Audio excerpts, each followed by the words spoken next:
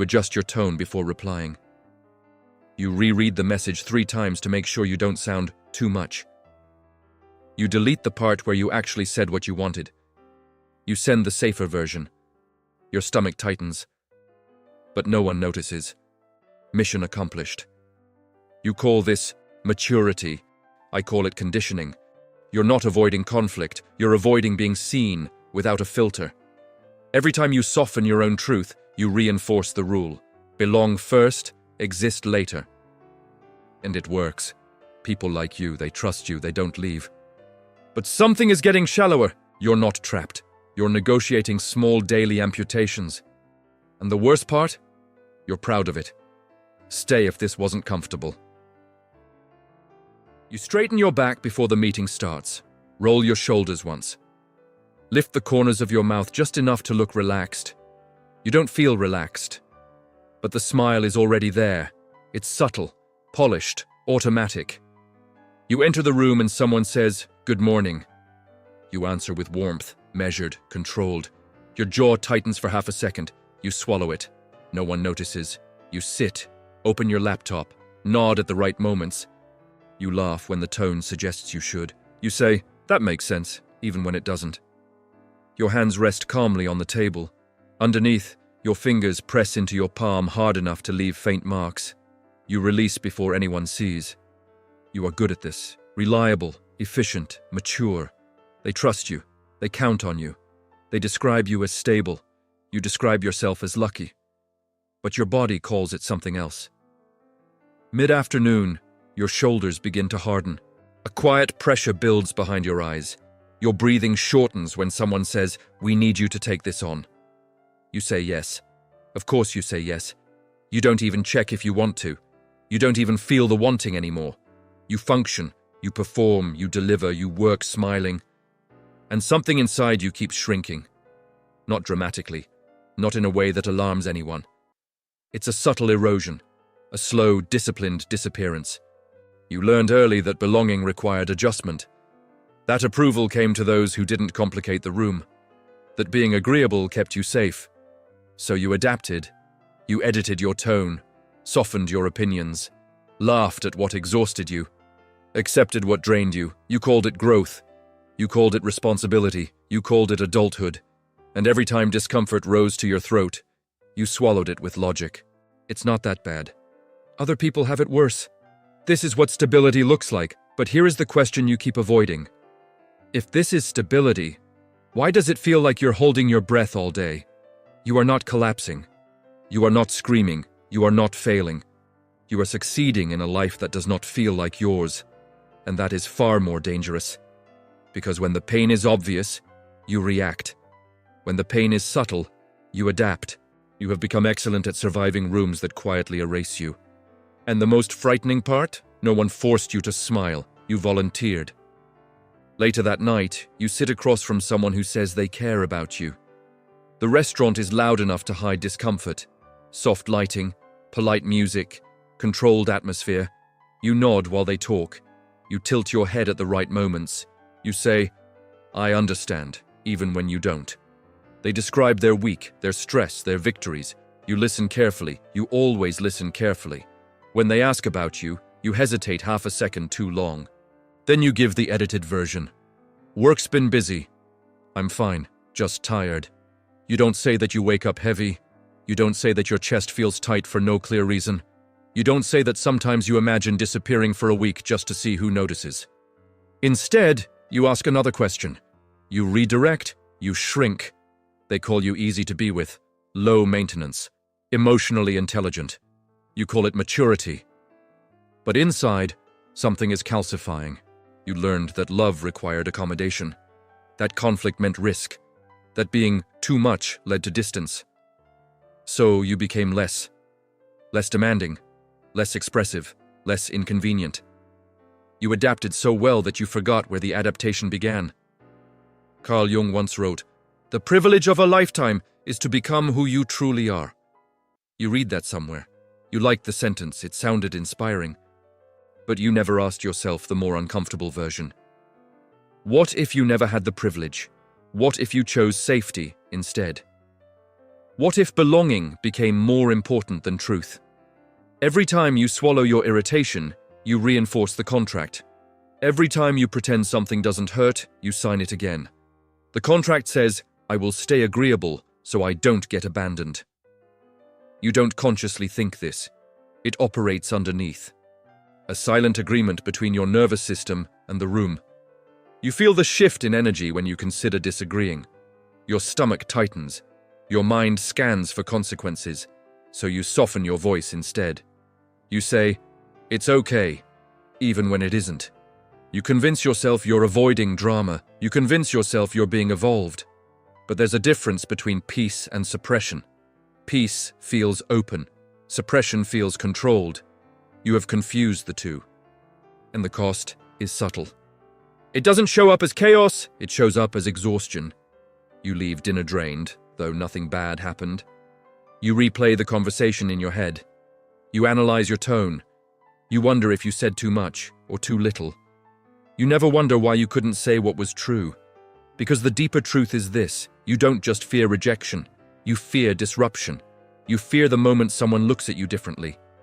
You fear losing the image you worked so hard to build, so you maintain it, you polish it, you protect it. And slowly, quietly, you begin protecting the mask more than the person wearing it. The smile is still there. It just feels heavier now. You keep telling yourself you're tired, but tired is clean. Tired suggests effort.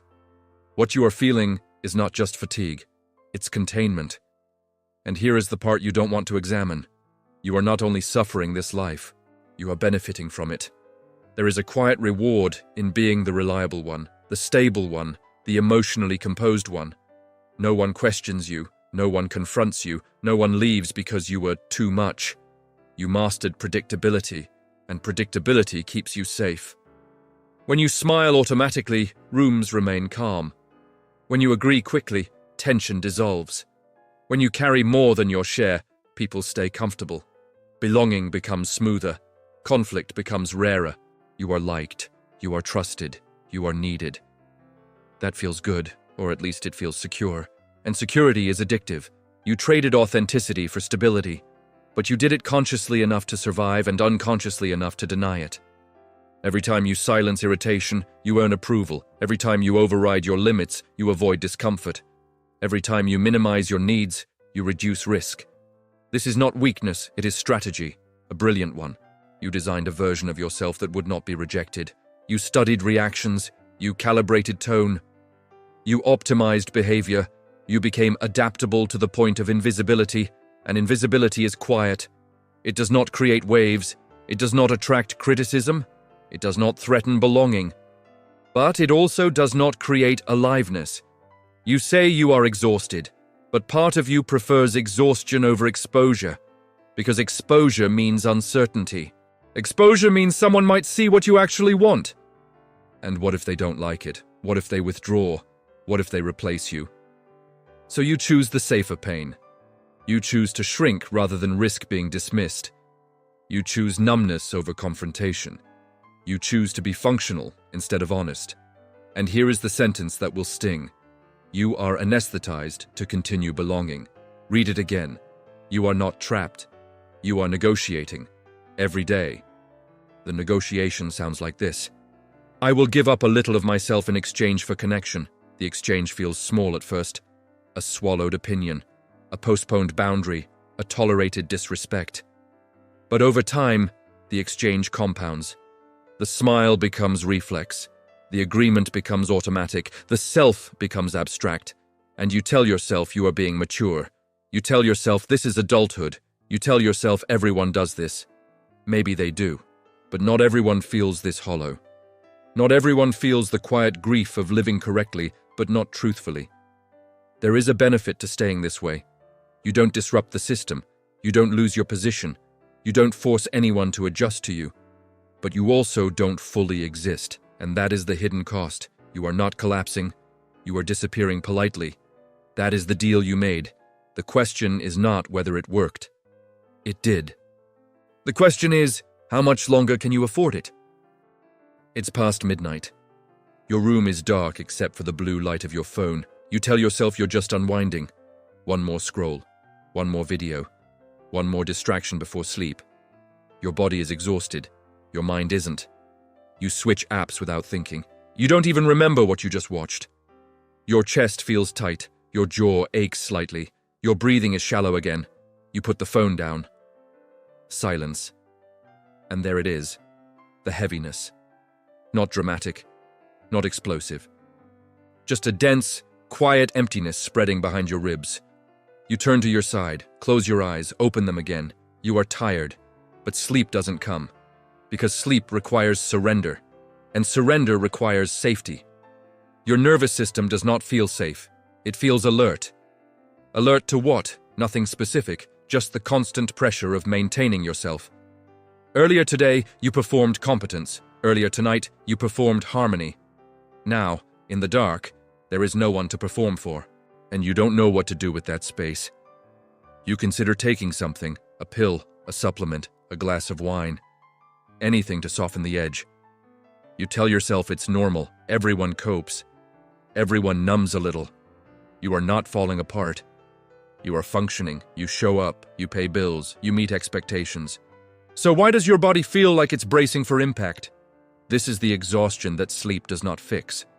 Because it is not physical depletion. It is identity strain. All day you compress parts of yourself to fit the room. All evening, you compress emotions to protect connection.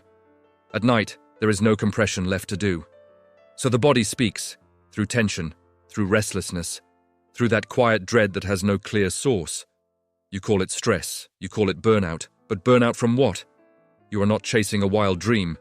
You are not rebelling against the system. You are following the rules. You are doing everything right. And still, something feels wrong. That contradiction is destabilizing. If you were failing, it would make sense. If you were reckless, it would make sense. But you are disciplined. You are responsible. You are composed. And yet you feel hollow.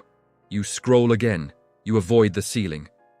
Because staring at the ceiling invites questions. Questions like, when was the last time you felt genuinely alive? Not productive, not approved, alive. When was the last time you said no without guilt? When was the last time you expressed anger without apologizing for it? Your body shifts. Your back aches slightly. You change positions again. You whisper to yourself, I just need rest. But rest is not what you're missing. You are missing congruence. You are missing alignment between who you are and how you live, and that misalignment drains more energy than any long workday ever could. Eventually, you fall asleep. Not peacefully, but out of exhaustion. And tomorrow, you will wake up. You will straighten your back. You will lift the corners of your mouth. You will do it again, because the system still rewards you for it, and the mask still fits, for now. There is a reason this feels so split. Carl Jung had a word for it, persona, not personality, persona. The mask designed for adaptation.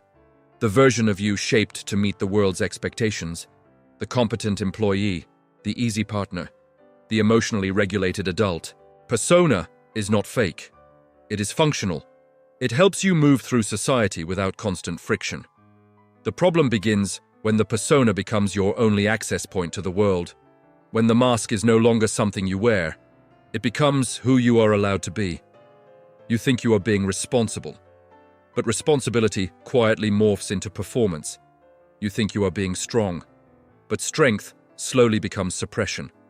At work, your competence becomes your identity. People expect you to handle pressure calmly, to absorb extra tasks without complaint, to remain collected when others unravel. You deliver. And the more you deliver, the less space you have to say, this is too much. Because if you say that, you risk breaking the image. And the image is now currency. In relationships, your emotional intelligence becomes containment. You sense shifts in tone. You anticipate tension. You regulate yourself to keep harmony intact. You call it maturity. But maturity without authenticity is self-erasure. You start noticing something subtle. You are praised most when you are least visible.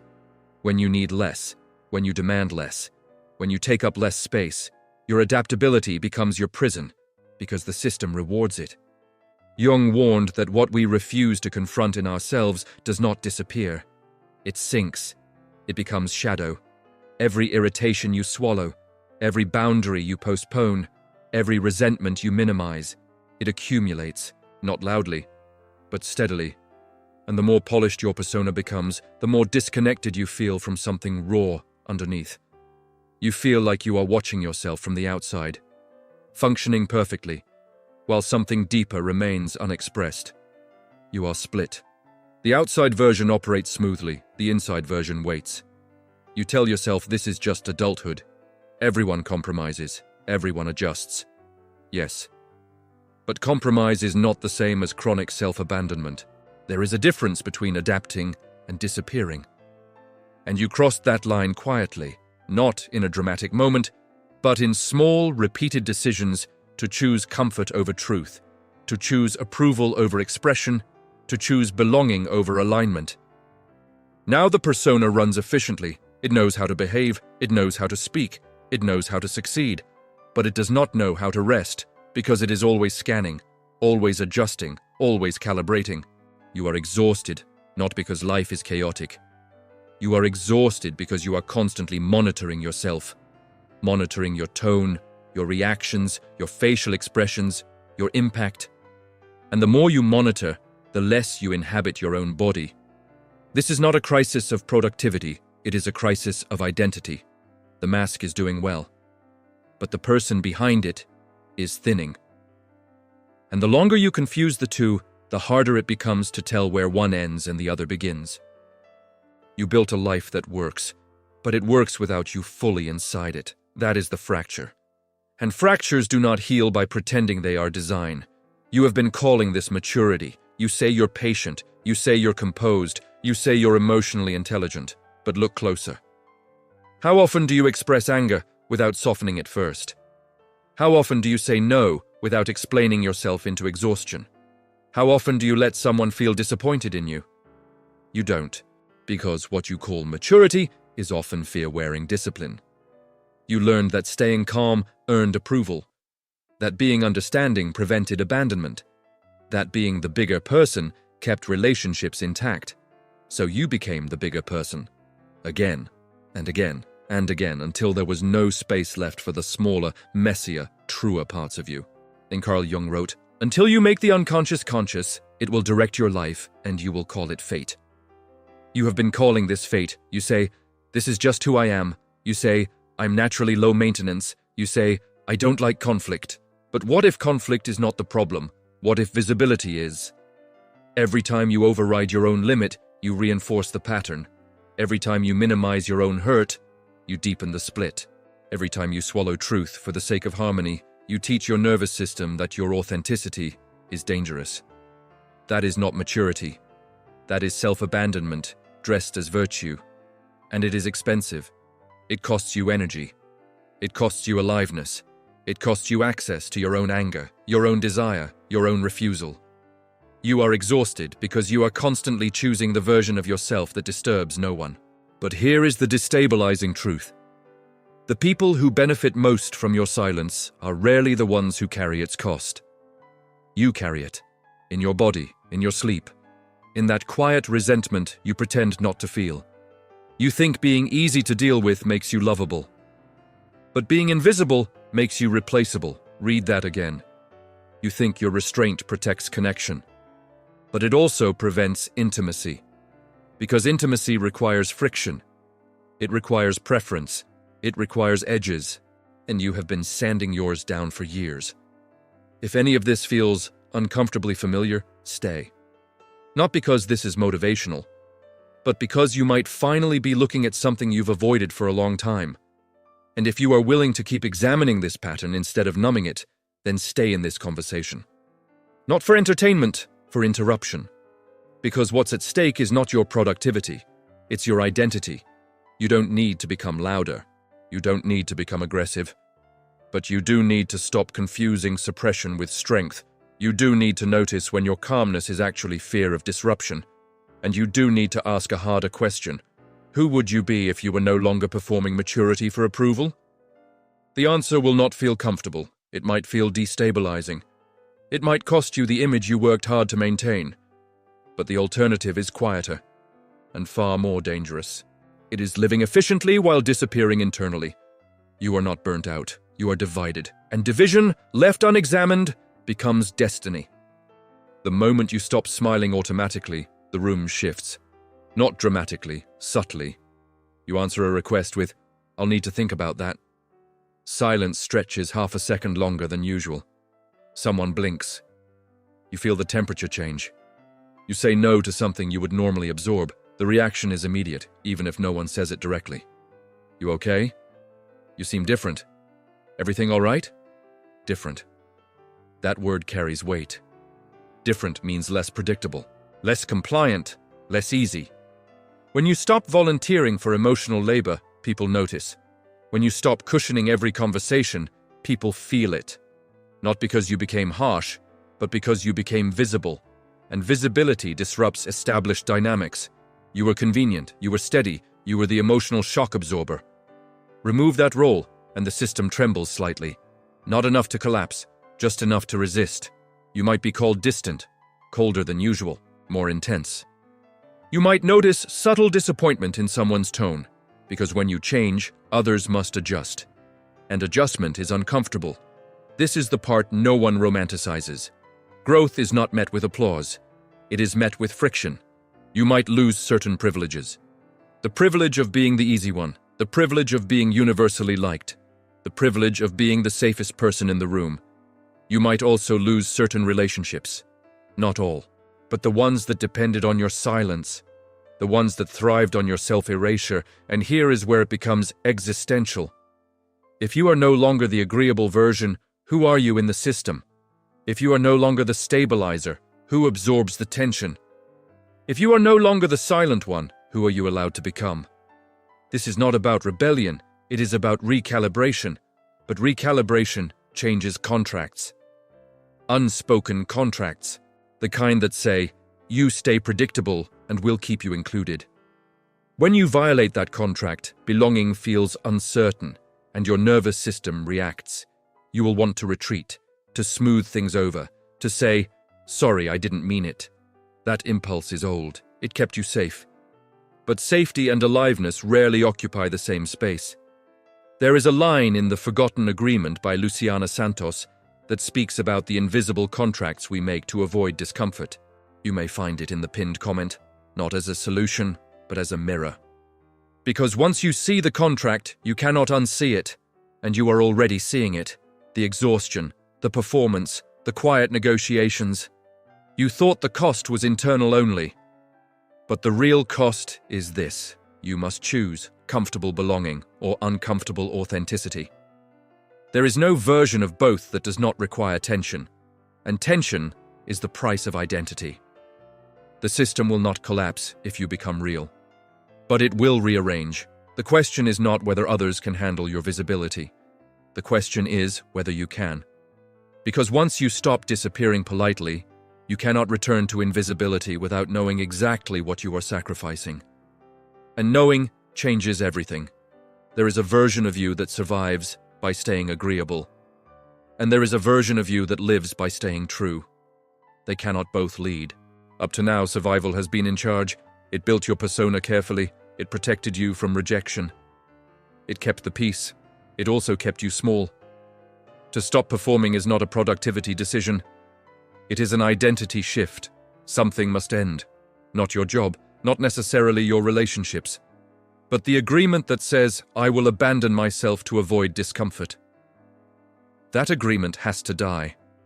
And death, even symbolic death, is not gentle. You will grieve the version of you that was universally liked.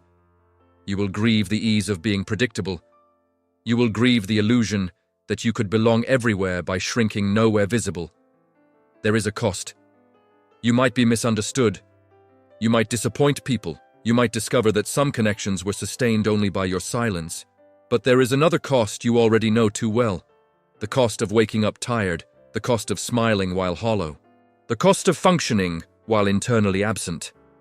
One of these costs is visible, the other erodes you quietly. Growing into yourself is not about becoming louder. It is about becoming congruent. Congruence feels different in the body. It feels steadier, less compressed, less monitored. You do not need to be extreme. You need to be honest. Honest when you are tired. honest when something crosses a line, honest when you want something different, not aggressively, simply without apology. This is not rebellion, it is integration. The persona does not disappear, it realigns. It becomes a tool instead of a prison. But that requires you to tolerate discomfort, to tolerate someone else's disappointment, to tolerate being seen as different. That tolerance is the rite of passage. The moment you choose authenticity over automatic belonging, you step into uncertainty. And uncertainty feels like risk. But there is another risk you've been living with quietly. The risk of never fully existing in your own life. You have been efficient. You have been dependable. You have been admirable. But have you been real? Not occasionally, consistently. Because at some point, the question stops being about success. It becomes about existence. If you continue living as the agreeable version of yourself, who will attend your own life? And if you finally stop performing maturity for approval, who might you become? Tell me this, are you ready to lose the version of you that kept everyone comfortable in order to meet the version of you that is actually alive? If this exposed something you recognize in yourself, write it, not to confess, but to interrupt the silence. Because the real question is no longer whether you can endure this life. It is whether you want to keep enduring it, or finally begin living it.